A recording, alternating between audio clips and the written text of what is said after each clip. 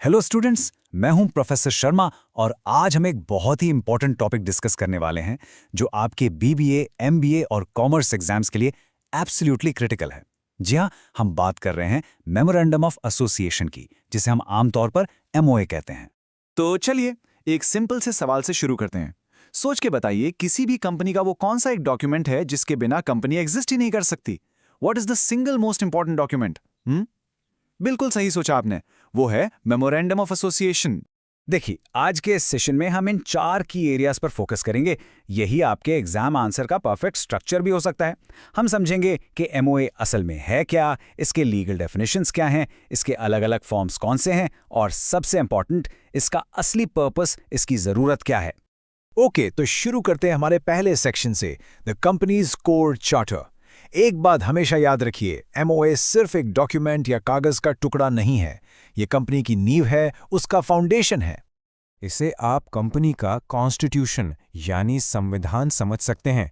जैसे इंडिया अपने कॉन्स्टिट्यूशन के दायरे के बाहर कोई काम नहीं कर सकता, ठीक उसी तरह कोई भी कंपनी अपने मेमोरेंडम ऑफ एसोसिएशन में लिखी बातों के बाहर जाकर कोई काम नहीं कर सकती।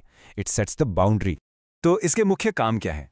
पहला, ये कंपनी का रिश्ता बाहरी दुनिया से यानी इन्वेस्टर्स, क्रेडिटर्स, बैंक से डिफाइन करता है।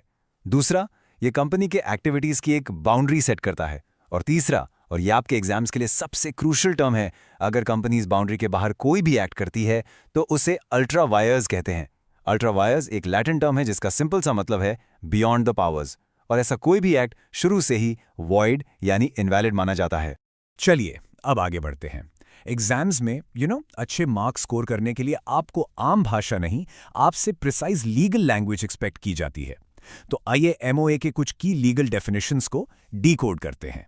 सबसे पहले द कंपनीज एक्ट 2013 का सेक्शन 256 देखते हैं। ये स्टैट्यूटरी डेफिनेशन है।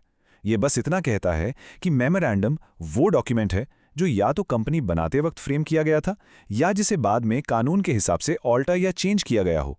आप समझ गए? ये एक तरह से प्रोसीजरल डेफिनेशन है। ये सिर्फ आइडेंटिफाई कर रहा है कि एमओए क्या है। लेकिन अगर आपको एग्जाम्स में एक टॉप क्लास आंसर लिखना है तो आपको ये गोल्ड स्टैंडर्ड डेफिनेशन जरूर मेंशन करनी है। ये लॉर्ड केन्स ने दी थी। उन्होंने कहा कि एमओए कंपनी का चार्टर है जो उसके पावर्स के लिमिटेशंस को डिफाइन करता है, और इसमें ऐसी कंडीशंस हैं जो सिर्फ शेयर होल्डर्स के लिए नहीं बल्कि क्रेडिटर्स और आउटसाइड पब्लिक के फायदे के लिए भी हैं। देखिए, पिछली डेफिनेशन से कितना अलग है। ये डेफिनेशन एमओए का पर्पस बताती है। Okay, next section, the 5 prescribed forms. देखिए, हर कंपनी एक जैसी नहीं होती, राइट? उनके स्ट्रक्चर्स अलग होते हैं, इसलिए कानून ने भी one size fits all approach नहीं अपनाया। अलग अलग टाइप की कंपनीज के लिए अलग अलग एमओए फॉर्मेट्स प्रिस्क्राइब किए हैं। द कंपनीज एक्ट के स्केड्यूल 1 में ये 5 टेबल्स दिए गए हैं। टेबल ए सबसे कॉमन है। ये उन कंपनीज के लिए है जो लिमिटेड बाय शेयर्स होती हैं, मतलब आपके ज़्यादातर बिजनेसेस। फिर आते हैं टेबल बी और सी जो कंपनी लिमिटेड बाय गारंटी के लिए हैं। अक्सर नॉन प्रॉफिट ऑर्गेनाइजेशंस इसे यूज़ करती हैं। और आखिर में टेबल डी और ई अनलिमिटेड कंपनीज के लिए हैं। एग्जाम के लिए आपको बस इन टेबल्स के नाम और उनके कॉरेस्पॉन्डिंग कंपनी टाइप्स याद रखने हैं। That's enough. चलिए अब हम आते हैं इस टॉपिक के सबसे इंपॉर्टेंट सवाल पर। एमओए का आखिर पर्पस क्या है? क्यों है ये इतना जरूरी? ये डॉक्यूमेंट किसके लिए बनाया जाता है और क्यों? Let's find out. सबसे पहले ये है शेयर होल्डर्स के लिए यानी इन्वेस्टर्स के लिए। सोच के देखिए, आप किसी कंपनी में अपना पैसा लगा रहे हैं। आप एमओए पढ़कर ये आसानी से जान सकते हैं कि कंपनी किस बिजनेस में है, उनका पैसा कहाँ इस्तेमाल होगा और आपका रिस्क कितना है। ये एक तरह से अश्योरेंस है कि आपका कैपिटल सिर्फ उन्हीं ऑब्जेक्टिव्स के लिए यूज होगा जो एमओए में लिखे हैं। दूसरा, ये है आउटसाइडर्स के लिए। मान लीजिए बैंक्स, सप्लायर्स या कोई भी जो कंपनी के साथ डील कर रहा है, वो एमओए पढ़कर ये चेक कर सकते हैं कि क्या कंपनी के पास उनके साथ कॉन्ट्रैक्ट करने की लीगल कैपेसिटी है भी या नहीं। और इसी से जुड़ता है एक बहुत ही इंपॉर्टेंट लीगल कॉन्सेप्ट जिसे कहते हैं doctrine of constructive notice. Doctrine of constructive notice, इसका मतलब है कि लॉ ये अज्यूम करके चलता है, ये मान लेता है कि जो कोई भी एक कंपनी के साथ डीलिंग कर रहा है उसने कंपनी के पब्लिक डॉक्यूमेंट्स जैसे कि एमओए को ठीक से पढ़ और समझ लिया है। इसका असर क्या होता है कि आप बाद में ये नहीं कह सकते कि ओ, मुझे तो कंपनी के इस रूल के बारे में पता ही नहीं था। Ignorance is no excuse here. और फाइनली, मोआ कंपनी के खुद के लिए भी बहुत जरूरी है।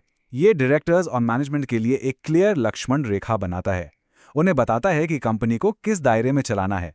और ऑफ कोर्स ये कंपनी की आइडेंटिटी को फॉर्मली एस्टैब्लिश करता है। उसका नाम क्या है, उसका रजिस्टर्ड ऑफिस किस स्टेट में है यानी डोमिसाइल, और उसका कैपिटल स्ट्रक्चर कैसा है। तो आज हमने एमओए को काफ़ी डिटेल में समझा, लेकिन अब एक नया सवाल दिमाग में आता है। हमने कहा कि एमओए कंपनी की सीमाएं, उसकी लिमिट्स तय करता है। तो फिर क्या होगा जब एक सक्सेसफुल कंपनी ग्रो करना चाहे, इन सीमाओं से आगे बढ़ना चाहे? वेल, इसका जवाब है ऑल्टरेशन ऑफ मेमोरेंडम, और ये होगा हमारे अगले सेशन का टॉपिक। तब तक के लिए all the very best for your exams.